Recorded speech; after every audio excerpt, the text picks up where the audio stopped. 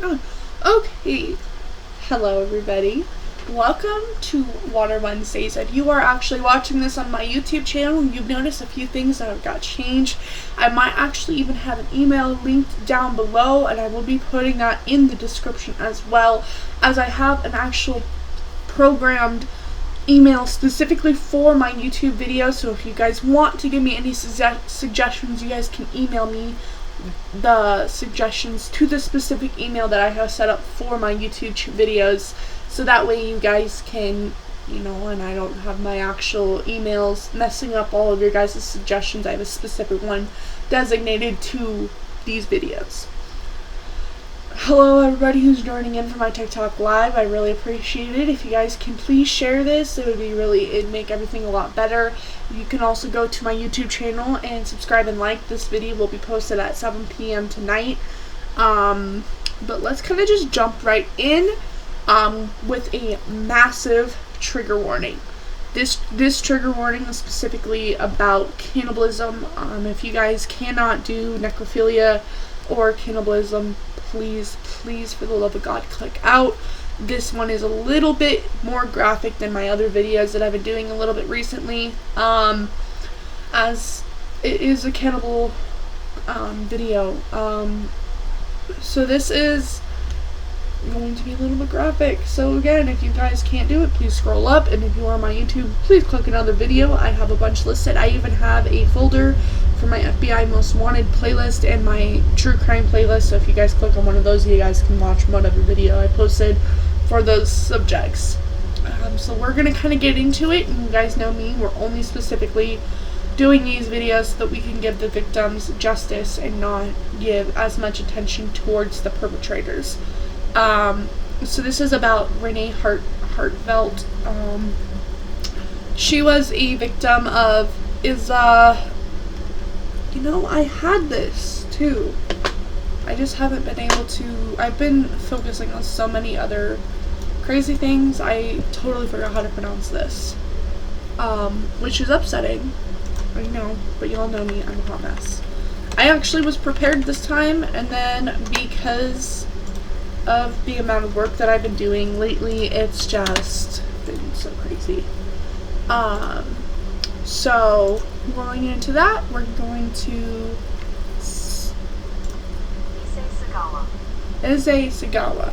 And if I pronounce anything wrong, I apologize. This is mostly based in Japan, and I am not Japan at all. I'm not Japanese. I am from a small town in America, and we are known for barbecues and meth use. So I'm just saying,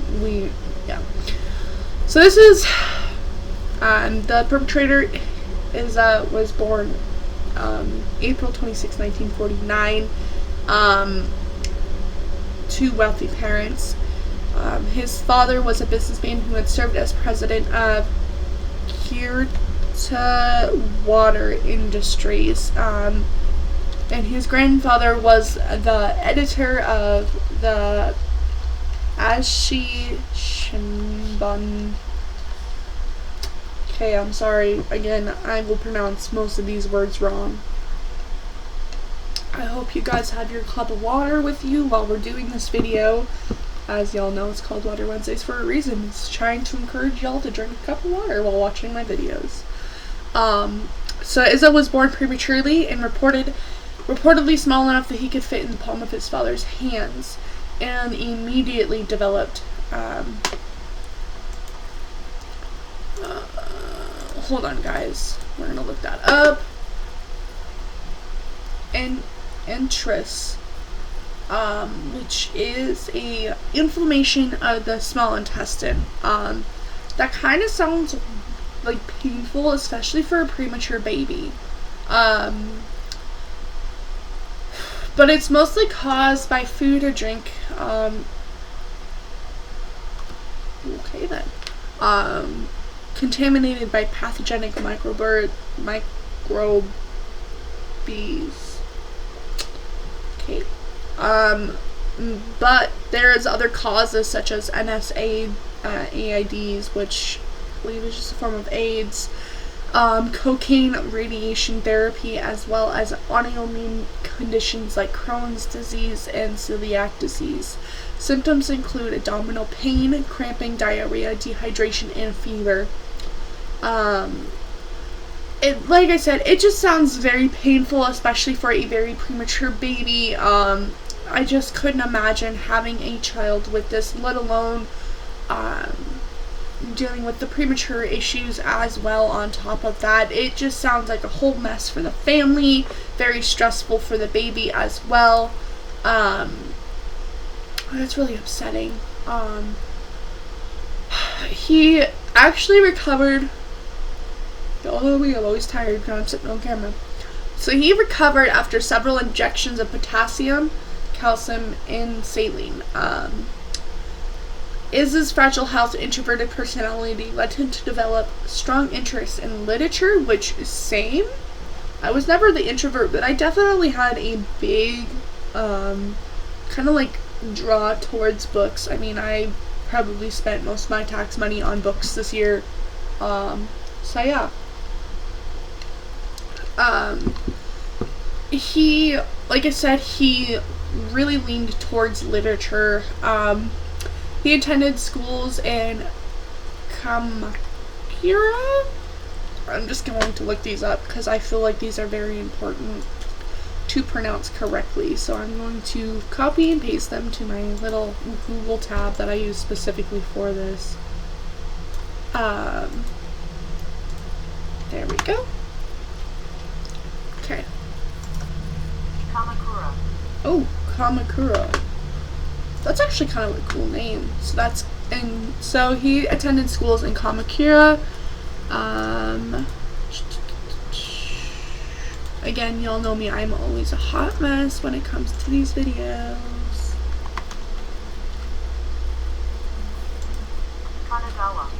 Kanagawa. And then I believe this is Perfector, but I'm not 100% sure, so I'm just going to look up how to pronounce it again.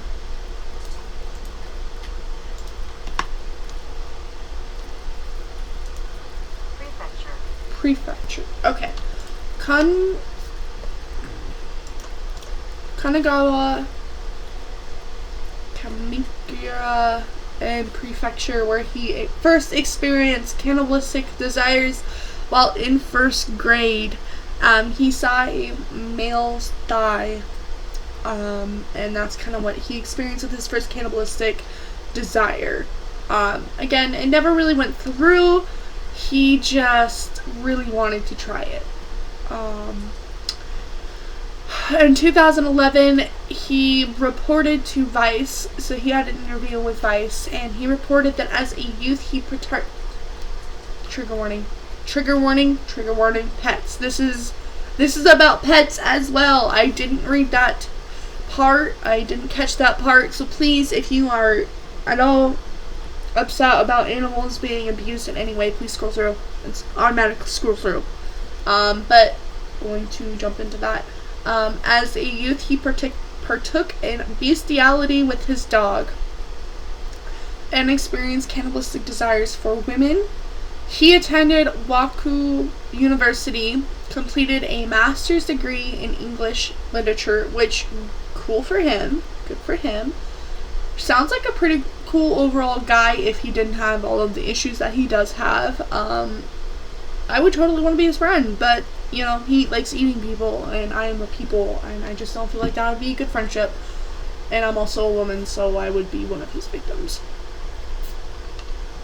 At the age of 24, while attending Waku University in Tokyo, Iza followed a tall German woman home, broke into her apartment while she was sleeping, and his intention was to eat her. He was going to slice off her butt and sneak away with small parts of her flesh, but she woke.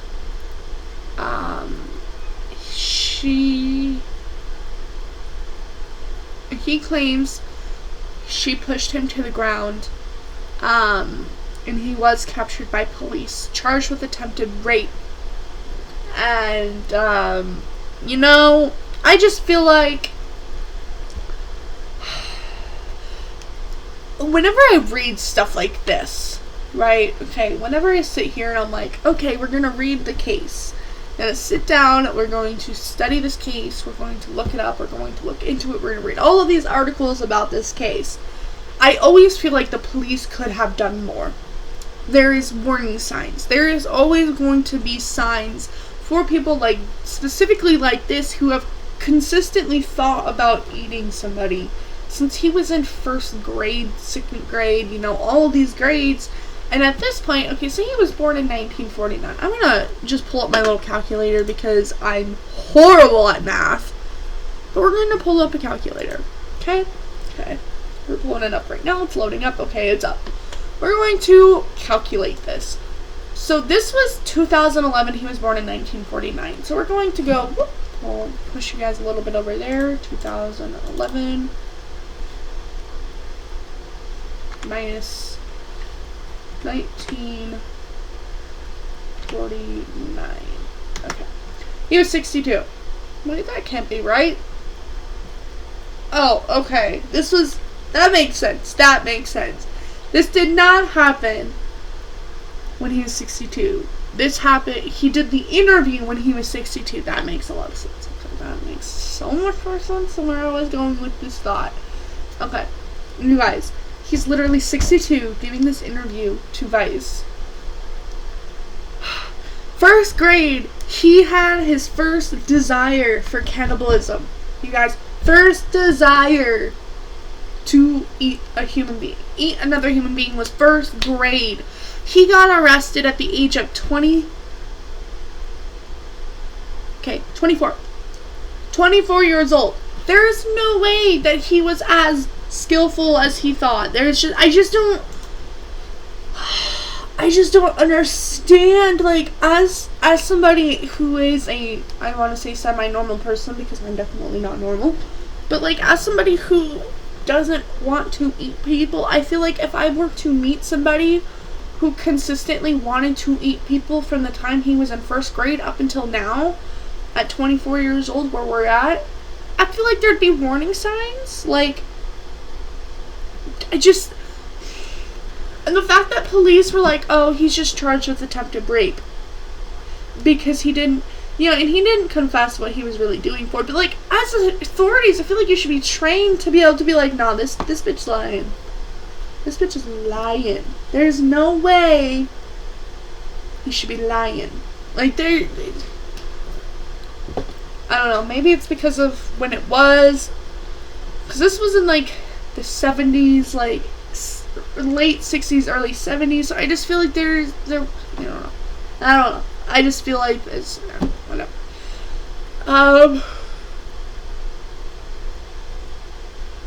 It got dropped. His attempted rape charge got dropped because Daddy jumped up and paid a settlement to the victim. 1977, at the age of 27, Isa moved to France to pursue a PhD in literature at the Sorbonne in Paris. Isa has said that while residing in Paris, almost every night I would bring a prostitute home, then try shooting them. But for some reason, my fingers froze up and I couldn't pull the trigger. Okay. Okay, so now we're going into the actual crime and the victim of who we are trying to focus a little bit more on. On June 11th, 1981, so this was a little bit after he moved to Paris, after he was focusing on his PhD. I don't really know how long a PhD is, but I know it's more than 4 years. He invited our victim, Renée Hartevelt, a Dutch woman, to dinner at his apartment. Under the pretext of translating poetry for a school assignment, Isa had planned to kill her and eat her for her health and beauty, characteristics he felt he lacked. You guys, let me rephrase that.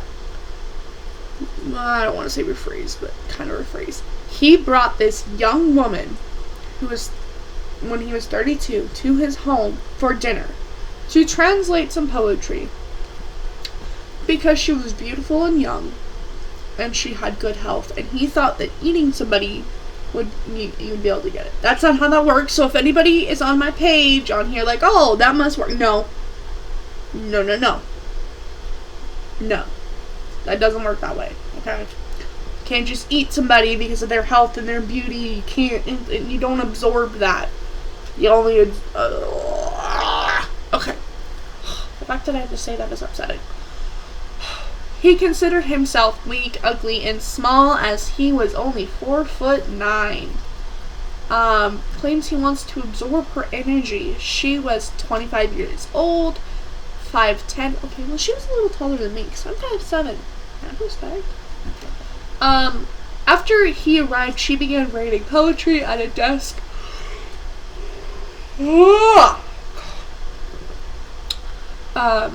And when he finally decided to go through it, that he shot her in the neck with a rifle, and he ended up fainting after the shock of shooting her. But he woke up with the realization that he had to carry on his plan. What? If you had to faint because you were in shock that you killed somebody, probably shouldn't be killing somebody. Probably shouldn't be doing that. I just feel like, okay, trigger warning again. This is about necrophilia at this point, so we're going to give that trigger warning out again. So he, like I said, he woke up from the realization that he had to carry out his plan of eating her, and supposedly having sex with her, because that is what he did after she died. He had sex with her corpse. He could not bite into her skin because his teeth were not sharp enough. So, he left his... Excuse me! Hey! I'm filming. Really? Thank you.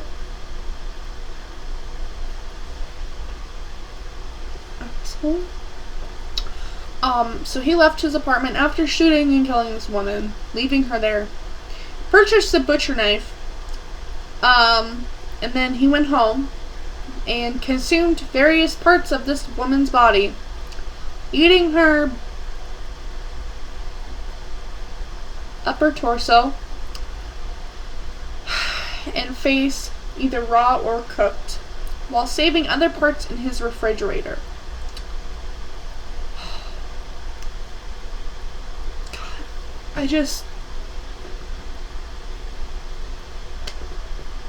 The next sentence is horrific. He took photos of Renee's body at each eating stage. And as somebody who's kind of studied true crime for the entirety of her life at 21 years old, I'm going to safely assume that these photographs were used as evidence in the court. So these people, her family probably went to this court hearing. And that's what always bugs me about, the trend on TikTok where it's like, well, I support this person because, they did this or that. They are still murderers. They are still ripping somebody away from their family. There is no forgiveness, especially for something like this, and for a parent to have to sit in a courthouse knowing that the children you have bred and grown and loved on and appreciated and have given so many just opportunities, to know that you were in the courthouse because you outlived that child you have put so much effort into, so much love and all of this wonderful support, to know that you have outlived her when she was only 25 years old and had her life taken from her so rapidly and so horrifically, and having to see these photographs of what he did to her skin and to her body, that is just so upsetting to me, let alone to the parents. Like, I couldn't imagine sitting in the courthouse and seeing these photographs as evidence of what your daughter went through. And as much as I hate to say that, and as much as I hate what I'm going to say now, like, as long, like, at least she had a quick death. I mean, the body was definitely not taken care of in any way, shape, or form. Clearly, he ate it. But she was shot and instantly died. So, as long, like, at least they knew that she wasn't suffering, she wasn't, like, alive while he was cutting off her skin, because that could very well be what would happen, later on in life. That, you know, if he wasn't caught for this specific murder, he could have gone and done that to other victims and other women, and could have let them suffer.